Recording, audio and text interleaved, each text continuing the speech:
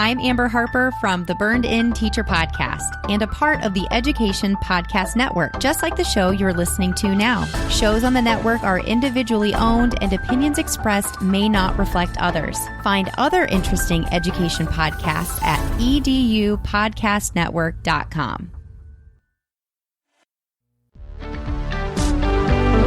Hello, EduMagicians. Welcome to the EduMagic Podcast with your host, Dr. Sam Fessich. Dr. Sam is a professor of education, author of EduMagic, and a pumpkin spice latte fan. This podcast is designed for pre-service teachers. Remember, friends, teaching doesn't begin at graduation, but during that first class at 8 a.m. Let's get this party started. Hey there, EduMagicians. Welcome back to another episode of the EduMagic Podcast.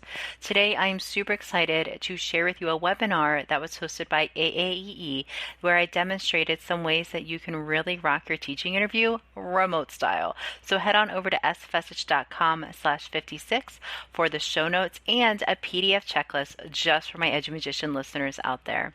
All right, so grab your cup of coffee, grab your pen and your paper. I know you're going to find so much information in this webinar. Also, I want to know what resonated with you.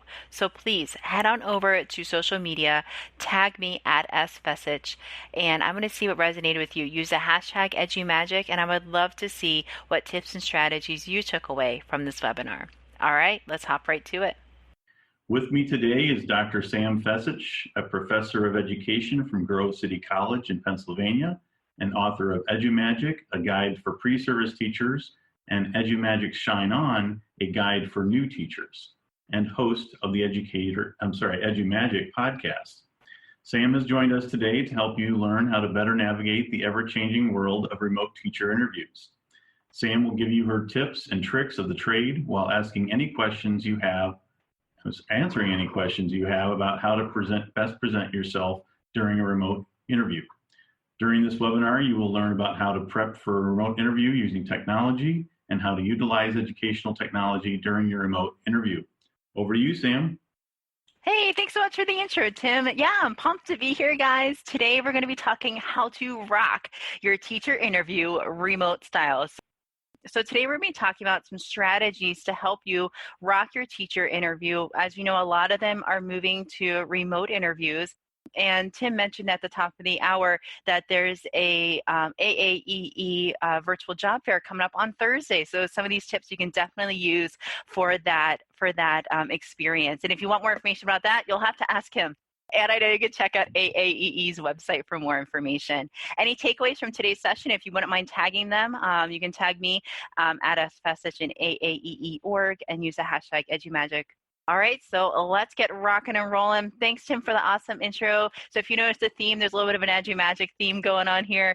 You can find me over on Twitter and Instagram. If you want to connect after this session, please hit me up there. I'm more than happy to do a private conversation with you over email or whatever you need. I just want to support and help you out because we truly are better together when it comes to working within this online space. My dad has told me throughout the last few weeks, he says, Sammy, although we're all online, it doesn't mean that we're alone. And it's so true. Educators, we are here to help and support one another. We're here to encourage, we're here to challenge, and we're here to build each other up. And just because we're online and all these different places around the world, we can all still connect and we can all still help each other, especially when it comes to online interviews. So let's get rocking and rolling.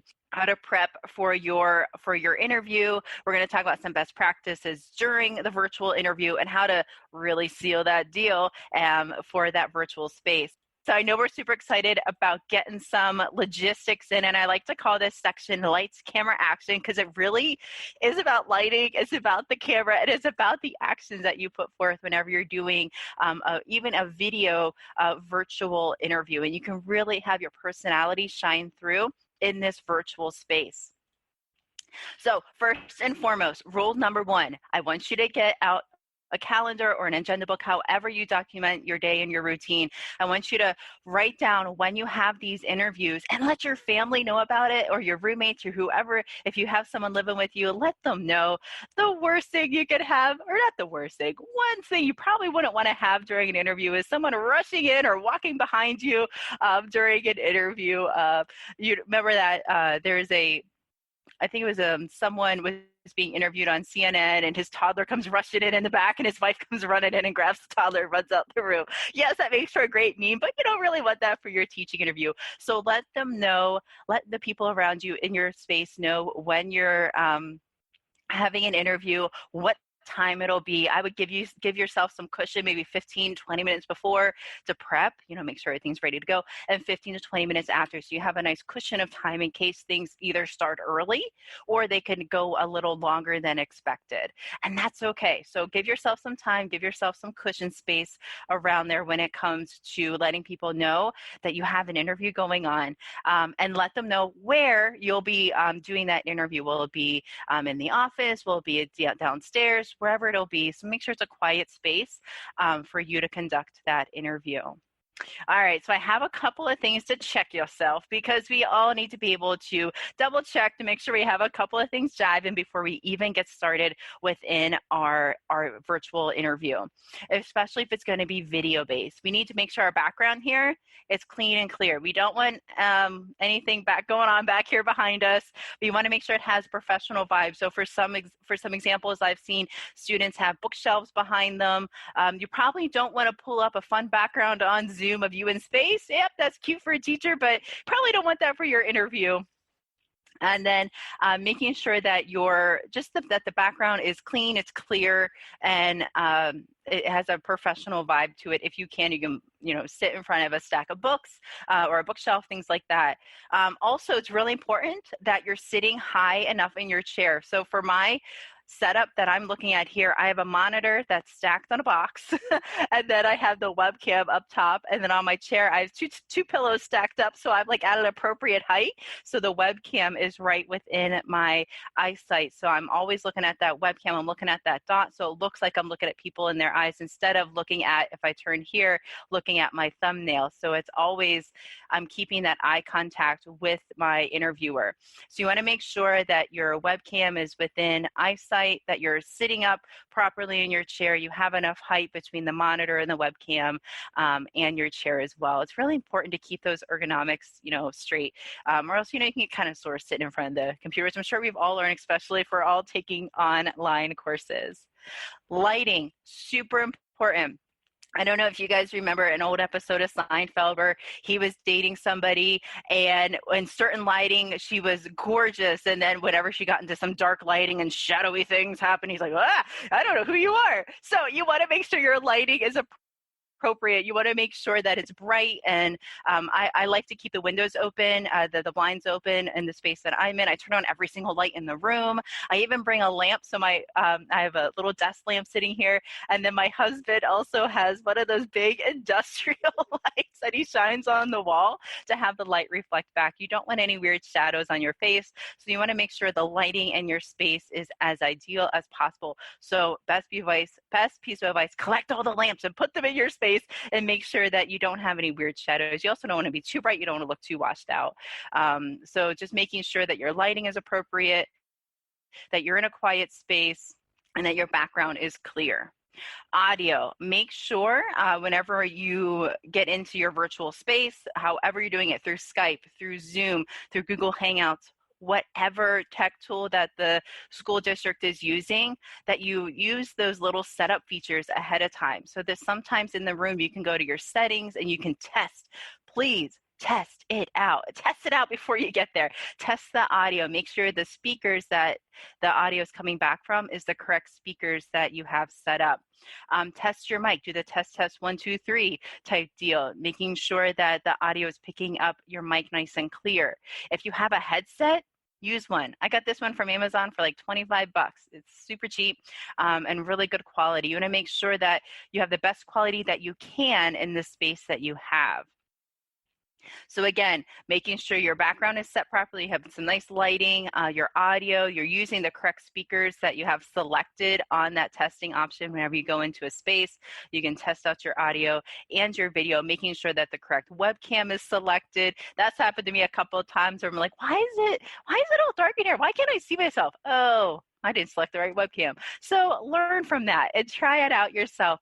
And if you can, try it out with somebody before you get into that meeting. So if you know that they're going to be using Zoom or Skype or Google Hangouts, try getting familiar with the tool ahead of time. Oh, I already talked about this, but we want to make sure our webcam, the correct one, is selected and keep it professional. So you don't want to, I know there's like this meme going out there about the mullet type thing where you look professional on the top, but you have sweatpants on the bottom. You want to dress professional, top to bottom, head to toe, because you never know if something might happen. You might have to get up and shut the door. You might have to adjust your headset. You might have to get up from the interview, and you don't want to stand up. You have a nice blouse on and you got some sweats on the bottom. So you want to dress professional. That'll just help your confidence when it comes to having that virtual interview, help you really feel the part like, yes, I'm having an interview. I'm going to be a professional. I'm going to dress like I'm going into an interview, like I'm going in face to face, because you kind of are. Even though you have a screen between you, you are going to be seeing other people's faces. So dress professional and keep your video professional. So really go in there, positive attitude, let your beautiful personality shine through, and be the professional educator that you truly are. And you will be just fine, friends. All right, so remember we talked about in the beginning that whole webcam deal. It's really easy to just have your eyes shift down to that thumbnail and talk to that thumbnail of yourself. Friends, don't do that. Look into the light of your webcam or the green dot or whatever you have for your webcam, and just look at that and talk to that space. It does feel kind of weird talking to it, but I would say practice and try to get comfortable with it. It really is like making eye contact with that interviewer. So you have that eye contact, and you're not looking at yourself over in that thumbnail, which can be very tempting to do. So remember, look at the camera, not the screen, when it comes to video, for video. Also, it's so important to practice your presence. Maybe you have to practice sitting up with your back straight in the chair so your eyes are directly at that webcam level. Practice, if you can, practice with a relative. Have them call in through Skype or through Zoom or through Google Hangout. If you can find out ahead of time what the school district might be using to interact with their candidates, try it out. Download Zoom or especially if they're using Zoom, download it before your interview, like the day before, so you can test it out and try it out. You don't want to wait 15 minutes before your interview. Oh, I'm using Zoom, I should probably download that. Yeah, you should probably have that downloaded the day before. It'll help de-stress. And also when you practice, it helps build your confidence when it comes to being interviewed in this virtual space. It'll help you with making that eye contact. It'll even help you notice like the lighting around you. So if you're able to record it and make some notes, that's even better. That's a fantastic idea. So then you can get some ideas about how your audio sounds, how your video looks, how the lighting is, those types of things. So if you can record yourself while you practice, do it. It'll give you just a good sense of the technology tool, how to navigate through it, how to use the different features within the tool as well. One of my colleagues shared, you want to make sure that you have the school districts, the best email address that they're checking and the best phone number that they're using. So in case something breaks down during that virtual call, that you can still contact them through their email address that they have access to, or the phone number that they're checking. So you can still continue with that interview in a professional way. And then I have a couple of other features when it comes to practicing your presence. You might even want to try out screen sharing. It really is a great way for you to show what you know, and I'll talk a little bit more about that later in today's presentation. If you have your chat bot up, so if you have a little chat box up in the corner here, you can see my screen's flashing with the little chat. As people have questions or comments, you can even go in there and make sure you share with them the interview interviewer your information. So maybe you want to share an email address and a phone number that you'll be checking just in case communication breaks down. You want to be able to have that available to them. If you're doing some screen sharing during the video interview, first ask if it's okay. May I please share my screen with you? I would love to show you how I worked through positive classroom management during student teaching, or whatever it might be. So make sure you ask permission. And then sometimes the interviewer might have to hand permissions over, like in a Zoom meeting. If you're not the presenter, then you have to be given permission to present your screen or to share your screen. But in Google Hangouts, you just select share screen. In Microsoft Teams, you can select share screen. But make sure you're clear about why you want to share your screen and how it's going to, show the interviewer what you're talking about and what you want to explore more in that question. Make sure that you close all the other things out. Yes, you want to make sure you've closed out your email, Gmail, Outlook, all the email address, all the email inboxes. You want to close out your Twitter, your Facebook, Instagram, LinkedIn, all the things. Close them out, except for the tabs that you might want to share during the interview. So this might be a beautiful space for you to have maybe 1 or 2 tabs up for your digital portfolio that you want to showcase during your interview. So close everything else out. And if you can, close out those delay the notifications. Like if you have something that bings on your desktop every time you have an email, shut that down. You don't want stuff binging and banging all over your interview. You want to have that closed out. It just helps you prepare as a professional, so you can focus in on the questions that the interviewer is asking. You're not like, oh no, I have an email. It distracts you quickly, and then you can come back to it. So just take that out of the equation. So take out those notifications and close everything else out, except for a couple of things you might want to screen share with your interviewer. All right, so we have a couple of those best practices. Let's recap them really quick. We have making sure our background, what's in their background, is clear, clean, professional. We want to make sure we're dressed head to toe as professional educator that we are, because we're engaging in that professional responsibilities. We're getting an interview, and that's fantastic. So let's dress the part. We want to make sure our webcam and our video is the best quality that it can be. We have it heightened as best as we can, so our eyes are directly in line with our webcam. We want to make sure we're sitting up straight in our chair, and so we have those the height pieces of ready for us. We have lighting taken care of. We want to practice the tool that we're using, Zoom, Google Hangout, Teams, all the things. We want to practice using that so we get more comfortable with it, with sharing our screen, with using the chat feature, with practicing with the audio and the video. And if we can, we're going to record it just to see how we did, and we can make adjustments. And first and foremost, we want to make sure we let everyone in the house know when that interview is, what date, what time, and where we're going to be conducting that interview, so we're not getting interruptions. All right, friends, we're doing pretty good. Let's keep rolling here. We have some best practices that I want to share with you as our next part of our presentation for today. There are some common questions. You guys can check those out.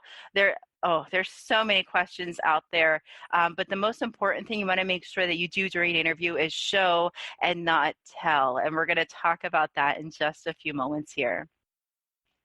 So my good friend Dave Schmittou, who wrote the book Bold Humility, he shares this for all of you. I went out on Facebook, I was like, hey guys, I'm doing this webinar. What advice do you have? Well, the responses poured in, and that's what helped structure this presentation. But I love this piece that he shared. Your resume got you the interview. Be real. Focus on what makes you you. And I couldn't agree more. Your resume, your cover letter got you this. Friends, that is something to be celebrated. You have an interview, and that's phenomenal. Your personality, your positivity, your light is just going to shine through that webcam and beam right into that interviewer. And it's so much fun to think about how you can really leverage some of these technology tools to engage in that conversation and really show the interviewers what you're all about. It's so important to be you, be authentic during your interview. Be who you are, be who you are meant to be. And if the school chooses you and you choose that school, it's a beautiful fit. Don't just go for an interview and because you really need a job. Go for a school that really speaks to your teaching heart, speaks to your passions, and one that you feel is a good fit for you. So I'll get off my soapbox. Let me just step down off of that, and I'll keep rocking and rolling here. Okay, so these are just some best practices overall for even if you're doing a face-to-face or a virtual interview. You want to make sure, my friend Emily Bach shares, that you connect your passions and the community and the culture of that school. You want to make sure that that school is a good fit for you. You just don't want to take a job because you need one. Yeah, we all need jobs and we need to pay, we have bills to pay and rent to pay, but we also want to make sure that the job that we find speaks to our teaching hearts and that it really is a good fit for us. And the best way to do that is to research those schools. So find schools that are on that registry, especially if you're going to go to that virtual fair on Thursday. Find schools that are on there. Google search them, see what innovative programs that they have, see how you can share your passions with those students at that school, and share how you can have your light shine in their building and in their school and in their district. It really is a beautiful thing when a teacher and a school, they find each other, and it's a beautiful match because they're able to raise each other up and support each other when it comes to being a new teacher. So I want you to find out something interesting about each of the districts that you're interviewing with and bring that up during the interview. Make it something more than just, oh, I noticed that you have a Spanish immersion class. Share about an experience or maybe why you think that's interesting. Or I noticed you have a sign language club at your high school.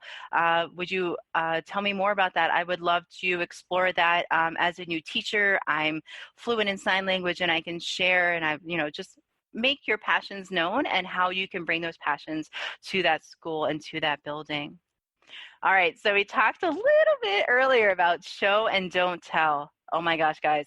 So don't just tell them a story, show them the story. We all know that phrase, an image is worth 1,000, or a picture is worth 1,000 words. It truly is. And using digital media to connect with interviewers is a fantastic way to do that. So when it comes to them asking you questions about maybe what are some ways that you've managed the classroom, either in a face-to-face or a digital environment? Maybe you have a great project that you did for a class, or maybe you've done that for student teaching. Pull that up in your portfolio. So making sure that your portfolio is easy to navigate, is easily organized. You can pull up ideas and strategies and examples that you've done in real life. Really show them and paint that picture for them of you completing whatever question that they've asked or working towards the question that they asked. So for example, maybe they might ask something related to professional development. What are some professional development activities you've experienced during your college career? You can share your list of experiences, or you can just tell them about it, or you can share a little blog post you did about a guest speaker that came to class, something like that. So see, there's a difference there. Here's all the professional development that I did, and you have all these bullet pointed lists. Or you can have, I've explored a lot of different professional development experiences during my college career. Here's one that really spoke to me as a teacher, and here's why. And then show them maybe a snippet of the blog post, or maybe you have a picture of you and the speaker with a big thumbs up. I don't know, however you have it. It would be a really great way for them to see truly what you've experienced and be able to ask you questions about that and have a real conversation with you about that experience. So it's important to use your digital portfolio, share that screen with them, but be sure to ask for permission first. They might have to do a little bit of setup on their end, and really have those tabs up ready to go so you can just go right to them. You don't have to, hold on, I got to get to this one page. Oh, wait, that's not the right page. Really have all the pages that you want to share up. So for example, I know here in Pennsylvania, we're evaluated throughout the Charlotte Danielson framework for teaching. Maybe you want to have some different ideas of how you've demonstrated each of those domains within student teaching. You can have a little page related to that. You can have them up on your tab. So you're ready to go with any question that they have. You can have an example for them to see you in action. So some best practices for that chat-based interview. First, do not chat.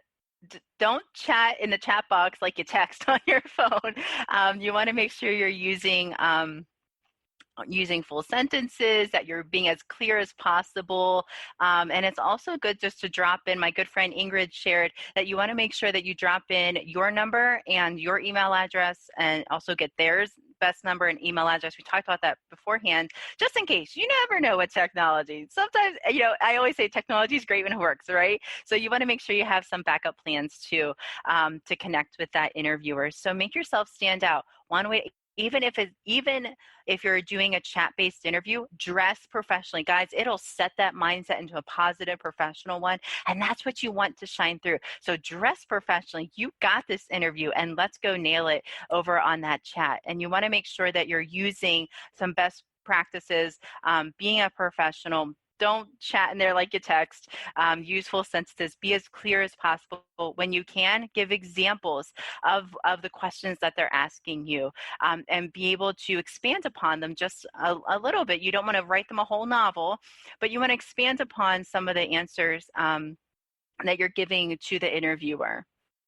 Friends, so here is a great question, and I'm going to ask this to some student teachers that I'm seeing at 3 o'clock today, and I'd love to see your response here in the pair deck. So what have you been doing during this pandemic to enrich your teaching and learning? And maybe for some of you, this is what you're doing. You're attending webinars, you're listening to podcasts, you're reading some books, you're guest posting on blogs or reading articles, whatever it might be. I want to know, how have you been using this time to really enrich yourself and invest in yourself as an educator?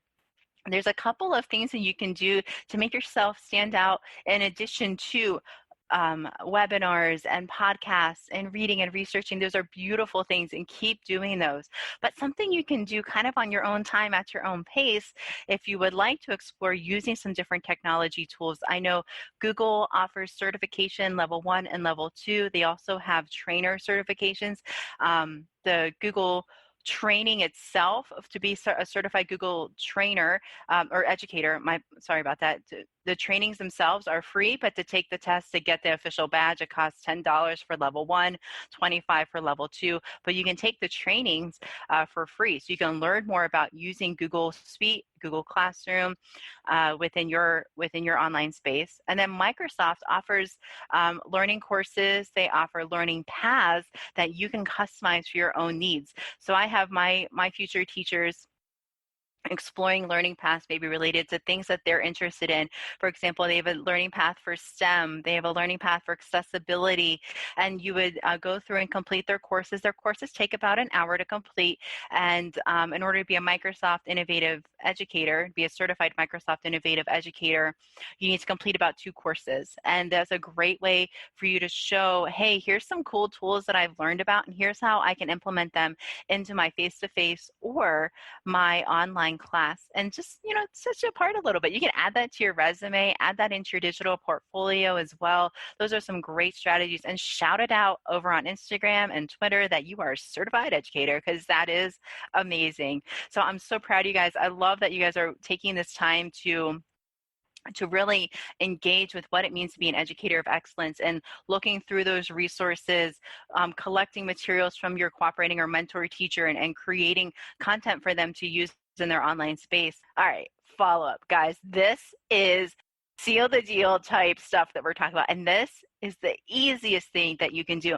But you know what? A lot of people forget to do this. So you want to be that teacher that remembers to do this. Can anyone guess what it could possibly be? A thank you goes a long way. It truly does. And you know what? People forget to do it. What? I know. That's crazy, right? Write a thank you note. Write a thank you email. If you can, send it to the school district. Wouldn't that be fun? They get a little thank you card. And that just, you went the extra mile. You did that extra little thing. It's important for you to, if you can, this is what I like to do before an interview. If you can know who's going to be interviewing you ahead of time, especially for this virtual space, if you're doing a chat interview, maybe if you know who it's going to be and they have their picture up online, have their little picture up in the corner, or maybe print it out and put it up by your webcams. You're talking to that person. But in all seriousness, you want to make sure that you have a personalized thank you note for each person who interviewed you, thanking them for their time, thanking them for the thoughtful questions. And this is also a great place for you to follow up, like somebody mentioned in the chat, on something mentioned during the interview. So maybe somebody asked you, what are some ways that you engage students using educational technology. And you were able to think of 2 examples that you did in student teaching, but after the interview, lots of things come to your mind of ways that you've engaged students, and maybe you forgot to mention the most important thing, which whenever we're engaging students, that it's meaningful, it's thoughtful, and it's valuable. So maybe you want to add that, like, in regards to the question about how I integrated educational technology into my student teaching classroom, here are some ways that I did in online space, here are some ways I did face-to-face, and this is why I decided to use these technology tools. So just maybe if you want to add some extra sprinkles onto that, sprinkle some lovely, rainbow sprinkles on there, put a link to your digital portfolio that shows you in action doing that thing that you talked about, because that'll just add some extra spice, and we love that. There's also a podcast episode 6, all about the thank you letter. Friends, it even has a little prompt there for y'all.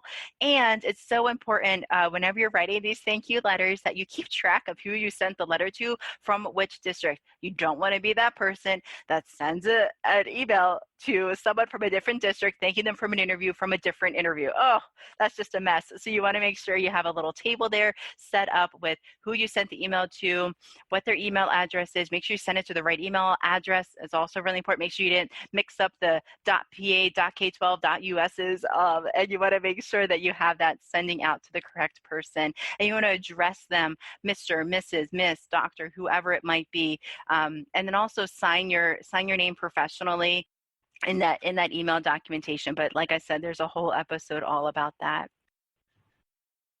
All right, friends, there you have it, the 3 steps to rock your interview remote style. We talked about logistics, lights, camera, action, prep before your virtual interview, some best practices to follow during your virtual interview, and the follow-up, the thank you note, how to seal that deal. For more information, head on over to sfessage.com/56. There you'll find this presentation.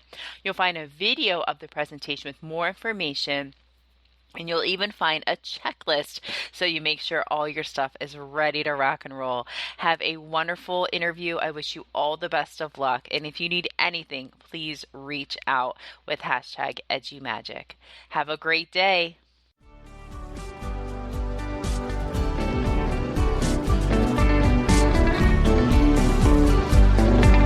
And there you have it, EduMagicians. If you enjoyed this episode, please subscribe and share it with your friends. For more EduMagic, check out sfessage.com and follow Dr. Sam on Twitter and Instagram @sfessage. Until next time, you have the EduMagic within you.